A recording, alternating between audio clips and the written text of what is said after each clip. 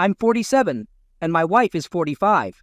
We've been married for 22 years, and we have 3 kids, a 20-year-old son, and 2 daughters, 18 and 16. On September 11, 2001, my wife planned to meet a man she met online at a nearby hotel. They had been texting and exchanging pictures for months. At that time, we had been married for 2 years, and our son was not even a year old. Surprisingly, the only thing that stopped her was the Trade Center's attack. Her uncle was on the 84th floor of the South Tower, and it was almost certain he died on impact. The entire country was mourning, and she took it hard. I sympathized with her and was there to console her. After some crying, she confessed her plan, expressed regret, and showed me proof that they hadn't gone beyond emotional conversations. Before the confession, I had a gut feeling something was wrong, but I never thought she would have an emotional affair. This shocked me because I thought she wasn't that type of person, having grown up in a sheltered environment. She confessed that she regretted her actions and changed her mind. She apologized and showed me proof that things hadn't progressed beyond an emotional connection. Before the confession, I suspected something, but I had no idea it was an emotional affair. It was shocking because I believed she wasn't that kind of person. She grew up in a sheltered environment, not allowed to party, drink, or go on dates, and she felt like she missed out. When we started our relationship, she told me I was her first, and I believed her. However, after her confession on September 9th, I wasn't so sure. If she would go this far, what else was she hiding? If not for Osama bin Laden, she might have gone through with it, and I would never have known. The fact that she came clean without me finding out contributed to my willingness to reconcile, with the condition of her getting counseling. Additionally, I saw no proof of a physical affair. I remembered how the entire experience crushed me. Despite canceling the plan, she was remorseful and did the right things. It took a long time, but eventually, the pain faded into a memory. Trust, however, is like a clean sheet of paper. When damaged, it becomes deformed with infidelity, like crumpling it into a ball. You can smooth it out, but it will never be as pure as new. Trust became a personal issue for me. Even as I got comfortable with the reconciliation, I still had to check on my own just to be sure. She passed those checks, smoothing things out somewhat, but it was never perfect again. Then, 19 years later, on October 14th, 2019, with 2 more beautiful children, I had a gut feeling. I hate having gut feelings. One Monday morning, she had an argument with our 18-year-old daughter. Later that day, I made my daughter laugh, but my wife, still upset, left the house. She turned off her location sharing, raising my suspicions. The trust that had never fully restored needed reassurance, so I kept trying to check her phone, computer, and anything else that might be helpful. The next day, we had to get a passport for our youngest at the post office. She was aloof, constantly on her phone, and I made a mental note to check it out later. Usually she left her phone around, but lately she carried it everywhere, another unsettling feeling. We bought her an iPad, and she locked it with a passcode, which surprised me. We don't usually use passcodes, and although she explained it was for work, doubts remained. On Friday, we closed on a home equity loan at the bank, and she said she had to run an errand. Checking her check-ins, I found out one stop was at an adult store. I looked for items when I had the chance and found a nice piece of lingerie. Our bed life had been stagnant due to her lack of interest, prompting her to look for information on female desire issues. Curiosity led me to monitor what I could. Finally, I got the passcode to her iPad and discovered explicit Facebook messages with a guy. Even though they weren't friends on Facebook, she responded as if she knew him. The conversation turned explicit, and when he suggested she drop her daughter off and come over, she declined, saying, "My stories aren't set up like that." Instead of holding on to this information and its source to get a clearer picture, I ended up confronting her that evening, which was a big mistake. It was too soon because she lied and took the affair underground. She said the lingerie was for us, claiming she was building up the courage to wear it for me. She also said the guy on Facebook was a summer co-worker who started messaging her out of the blue. She swore there was no physical contact, just texting. I want to believe that, but it's hard for me. I insisted it had to end completely, and she agreed immediately. The next day I asked if it ended, and she said yes. Unbeknownst to her, I could see their messages through other means. She lied, and now, after 19 years, it's happening again. My emotions are a mess. I can't eat or sleep and have a hard time concentrating. I'm starting counseling this week and hitting the gym more. This situation sucks, and I don't want to go through it. I've been reading the 180 almost daily since D-Day. I pulled it off well for a couple of days, but today was rough. I got almost no sleep last night. Our son, who works at a local theater, gave us tickets to come from away. We had to pretend everything was great to not disappoint him. At 20, he's a great kid. If you're not familiar with the show, it deals with the trading center story, and it was tough. I've kept a journal, observing dates, times, and my thoughts. I've come up with a mantra. Keep cool, keep patient, keep control. I need to be more consistent, but it's something I've been trying to get to. I've gotten into a better headspace. Now we have to go shopping tonight, and I want to practice the 180 as best as I can. Fast forward to July 3rd, 2021. My investigation revealed her contact with other men through the summer school program where she works as a teacher's aide. He's the gym teacher. Affair partner is 32 years old. The wayward wife is 47, making her a cougar, I guess. The fair partner is a gym teacher at a nearby school, and his wife works at a different school, not even in the same district. The wayward wife met him while they were working at summer school. Summer school here is run in a few districts, so teachers from different districts work together. I found out he would be there again, observed quietly, and caught a suggestive Facebook message. He rejected her, which made me chuckle. I've actually come to believe he sees her as a friend and doesn't want to get involved. She's 47, about 15 years older than him. I'm not completely done yet, but I can see it from here. Given the magnitude of the life change, I need to know. I am setting up my intel network, voice-activated recorder, GPS, electronic passcode, and so on. I want as close to incontrovertible proof as I can have before I pull the trigger. I've also been reading up on and taking notes on divorce laws in my state. I will be contacting lawyers as well. I have a few friends who have been recently divorced, and I will be hitting them up for any advice too. Then, I conspicuously collected some DNA samples from my 3 children to make sure that they are mine, just for peace of mind. By far, the hardest thing that I've ever done. Regardless of the results, I will love them unconditionally. As for what I'm waiting for, well, I go from thinking we're done to maybe often enough that I know I have to have it break me in the face hard enough, and it hasn't yet. I also feel like I don't want to put my kids through it, even though they are older, unless it's pretty cut and dry. This is a part of me that ghoulishly enjoys hearing her on the voice-activated recorder complain about the latest development. He unfriended a lot of people in the last days or two. Yes, I snooped there too, and she's not too happy about it. And I know this isn't going to go over well, but she's been going through what I call a midlife crisis over the last year or so. She also lost her mom back in November, and we are having the funeral tomorrow. She's also taking it very hard. 2 days after her mom passed, we lost my dad. Over the next 3 weeks, she lost 2 more relatives. Then it was Christmas. My family has faced a lot of tragedy recently, and I see it's deeply affecting her. In the back of my mind, I thought maybe this is a result of those events. Perhaps I should create more space between our losses and the potential pain of divorce. I'm willing to endure it a bit longer for my kids and family. Holding out before making that decision is tough. After 26 years together, giving up isn't easy, especially considering the depth of love I've felt for her throughout most of our marriage. I can't argue with that. My plan is to spend this week checking out divorce attorneys. We have a birthday party for my daughter next Sunday, and after that, I plan to confront her. I don't know exactly what I'll say, but I'll let her know I've consulted an attorney and I'm ready to press the divorce button. While I'd love for her to have a realization moment, I won't continue the marriage after collecting evidence of her affair. On February 11th, 2022, I installed a voice-activated recorder in her car. Listening to the recording made me note the effects I'd feel and how to deal with them. Sleeplessness, use PM and melatonin, nervous energy, hit the gym, lack of appetite, knock off those extra pounds, difficulty concentrating, write everything down and recite common tasks.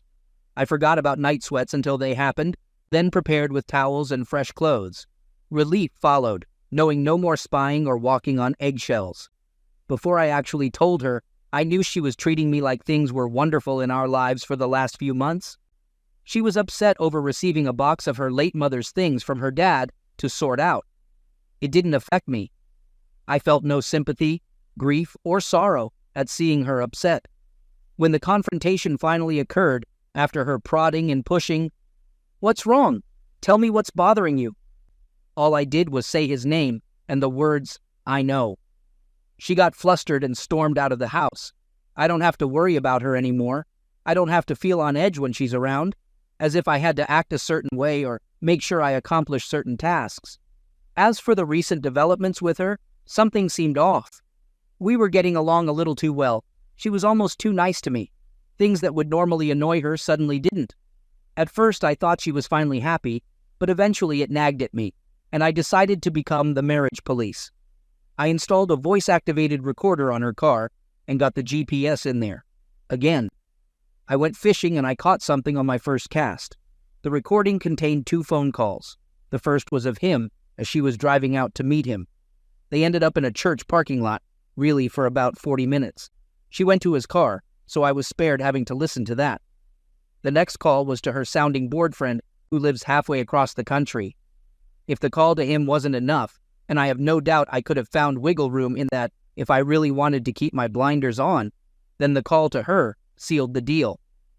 The conversation that eventually happened between us was a familiar story here, primarily gaslighting and blame shifting. Apparently, her affair was my fault because she resents things she never got to do in her life. She didn't go to college or have a wild single life before we got married, and of course it's my fault and she resented me for it. I told her I refused to accept her idea that her affair was my fault, and I had told her a while ago that if she wanted out, then let's end it, and she chose to stay. So no, this is all about her. I will accept some responsibility for not being the perfect husband, but I certainly wasn't married to the perfect wife. I certainly didn't deserve this. So I'm calling a few divorced friends for attorney recommendations and any strategic advice that they might have. I am finally ready to end it. I have finally learned my lesson. My wayward wife has shown she doesn't deserve what it takes to reconcile, and I don't want to sign up for another affair in a few months or years, so I'm joining the divorce side. Is there any secret handshake or something I should learn? I am still in the whirlwind of emotion.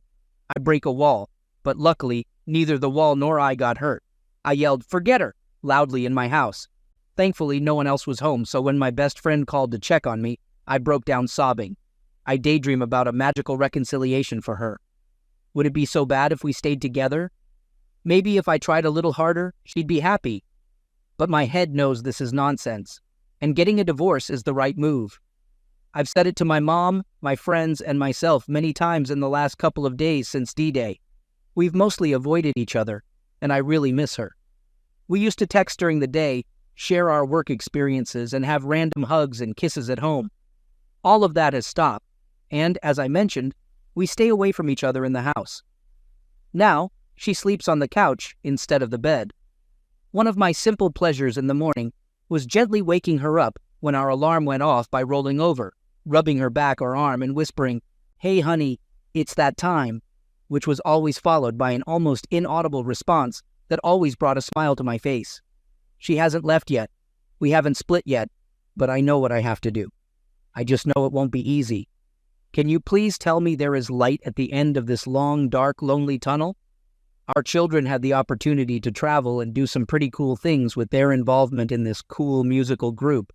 She's jealous and has expressed it because she never got to do any of that. Newsflash, neither did I. I'm not jealous, but I'm happy that my kids have more than I did. I've spent the last 20 years in a fairly popular local band, playing at some pretty nice events. She's jealous of those opportunities, though. She dismisses the hours of practice and study it took to get in a place to be able to do this thing. Although I can tell you how many times she shared stories with me of people she met at work who heard us or followed us. It's like she feels like a big deal because she's married to one of the members. She even had to talk to someone in the doctor's office after overhearing them talking about the gig we were doing that night. She complained that I left her alone with the kids when I went out to play. Well, I was working and I came home with money in my pocket. I did have fun. Yes, playing music in front of people is exhilarating. Shifting gears, dealing with bar owners, staying on top of timing and crowd reaction. At work, though, Getting up at 5 a.m., working a full day, then gigging and not getting home until 2 a.m. made for a long day. Also not fun, but we needed the money because of the house she wanted to build. Leaving the group was simply not an option. She worked too, but I earned almost as much just gigging as she did at her regular job, which also made her upset, and my real job paid 3 to 4 times hers. So I worked hard to give my family the life I thought they deserved, and what I got was resentment. The old saying that when someone shows you who they really are, believe them the first time is indeed true. It took me too long to see who I married. I came to the same conclusion. If we stay together, I am signing up for not being around. I've gotten a couple of attorney references and will be setting up appointments soon. I just don't see a path that doesn't end in divorce. There's really nothing left to work with. The funny thing is, people who know her outside of the home think she's a wonderful person, warm, caring, and a terrific mom. Someone who goes above and beyond to help others. And she does all that. But inside the house, it's a different story. She's definitely suffered from what I call the poor me syndrome. He's a coworker married to another coworker. I haven't told her family. All she has left is her dad and his sister. I don't really talk to them much, but I might tell him at least at some point. I've reached out to the other betrayed spouse, but she hasn't responded. I'll send another email in a couple of days with details and then leave her alone if I don't hear anything back. So tonight, I told her I want a divorce. She wanted a hug and to cry, but those times are over. She understood. We talked wistfully about how we wish things were different. I asked her, "Didn't you realize that this was going to happen when you were doing it?" She did, but she's still very upset. I feel bad. I still love this woman, but I can't be with her anymore. I don't want to do this, but I have to. A few years down the road, I'll feel better knowing I'm free.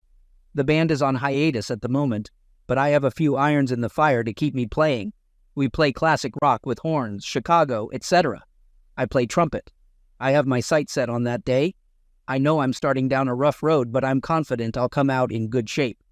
She left a door open for counseling, but I shut it down, although I urged her to get counseling anyway. The only thing I can blame myself for right now is not ending things earlier. I've done nothing else wrong in the last few years. On the contrary, I've tried to be the model husband and make her the most important thing in my life. And yet, here I am again. I keep wanting to keep my marriage, but then I remember why I can't. It's a sad thing, really, and as much as anything else, it shows me that I'm ready to let go. I reached out to the other betrayed spouse via email, but got no response. So at the advice from a different thread, I called her and broke it to her. I've never felt like such a mess in my life.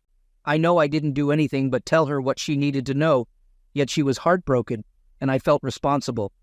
It was like finding out all over again. I broke the poor woman's heart. I know I didn't, but she thanked me. That wasn't easy to do. We talked more, and I'll guide her to this site for support. It helped me greatly. I also told her that even though we've never met, I'll be there for her. She can call or text me anytime. She was helpful to me, comparing notes and making sense of the situation. Just got off the phone with her. I feel much better about telling her now. She thanked me, and I feel I did the right thing, even though it was hard. We chatted more, and I'll direct her to this site for support. It's been a great help for me. I assured her I'm here for her, even though we haven't met. She can call or text me anytime. She was helpful to me too, comparing notes and making sense of the situation. Just finished a phone call with her, and I feel better about opening up. She thanked me, and I believe I did the right thing. It was tough, but I wanted to hear about his behavior. He seemed to create a story of an unhappy marriage to gain sympathy. I'm not ignoring her role, but she might have been manipulated with things she wanted to hear. My wife is unaware I exposed the affair partner, affecting 2 families and 6 children. Looking at a parent and wondering how they could do that is tough. Just have her compare paychecks. That's what's been happening. I only talk to her about kids or household matters. I mostly avoid being in the same room as her. The house is cold, and she's slowly realizing she's gone too far. I'm calling lawyers, gathering friends for support, and making plans to leave. I don't think she's quite out of her daze yet. I'm distancing myself as much as I can. We only talk if she initiates, and it's about the house, kids, or money. Trust me, she's starting to get it. She might expect me to act like nothing happened or to do the pick-me dance. In the past, that's what happened. I didn't really stand up to her and assert my demands to stay together. I was content to let it slide with a few apologies and a bit of excess. Now I'm doing my best at the 180, minimizing communication to essential matters. No chit-chat, no asking how you're doing or telling me about your day. None of that. I think she's having a hard time with my hands-off approach. She's incapable of accepting blame for her actions, choosing to play the sufferer. It's a bit sad. She doesn't realize why I share blame for problems in the marriage. This falls entirely on her shoulders. I know the why may never be answered, but the questions will always remain. Tonight was good.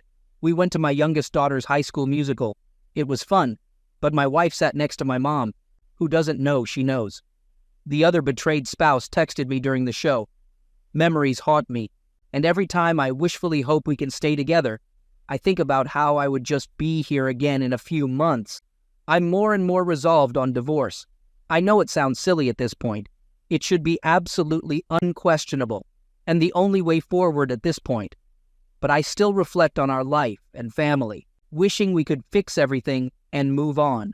But those moments are just moments. I guess it's part of the process because they only last for moments. And then the reality that she's not worth staying with reasserts itself. I think that's progress, as the question has been asked here so many times. Why? What has caused this seemingly normal person, brought up in a very Christian home and proud of her Christianity, to do something so utterly abhorrent to the very idea and moral boundaries she learned from her earliest childhood? Why? The big finale happened tonight. I tracked her to the parking lot, where her car sat for a while, then went to a store and returned to the lot. As she sat there, I wondered what the hell was going on. I figured she was with him, so I went to check it out. Sure enough, there was her car with his right next to it. I called his wife. We've been talking for a few days, and she suggested I go say hi and grab a picture, so I did. I told her not to come home tonight. Heading home afterward, she called me in tears saying she's sorry. I agreed to let her come and grab her things so she can be gone for a bit. So now all questions are answered, and the story has been written onto the next phase of this little journey. But not so fast. The DNA results of my 3 children have been sitting in the storage where we store our mail for everyone to collect. I had already forgotten about it. It's been sitting there for a couple of weeks. I don't receive a lot of paper mail, which is why I forgot. Maybe because I didn't care to check because I thought they were all mine. But unfortunately, my first son isn't mine. I was so shocked to my core. I didn't expect that she must have been cheating on me during the first years of our marriage. My heart is shattered into different pieces, and I know I have to break the sad news to my children. I'm not going to hide secrets from my children. So I told my son last night. Lots of hugging, lots of crying. My soon-to-be ex-wife was still out of the house since I caught her having an affair with the partner in his car. He's not my biological son, but I have raised him, so he is mine. He's 20 and a man that every father would be proud of. He's not ready to confront his mom. I called my soon-to-be ex-wife on her phone and told her about it. All she did was cry and apologize. She said she wanted to come home, but I told her that it would be a good idea for her to remain wherever she is for the foreseeable future. Truth be told, I feel pretty good. DNA or not, he's still my son. I've never been this close to my kids, and I tell them I love them every day. I'm more relaxed now, and it's over. No more lying, no more worrying.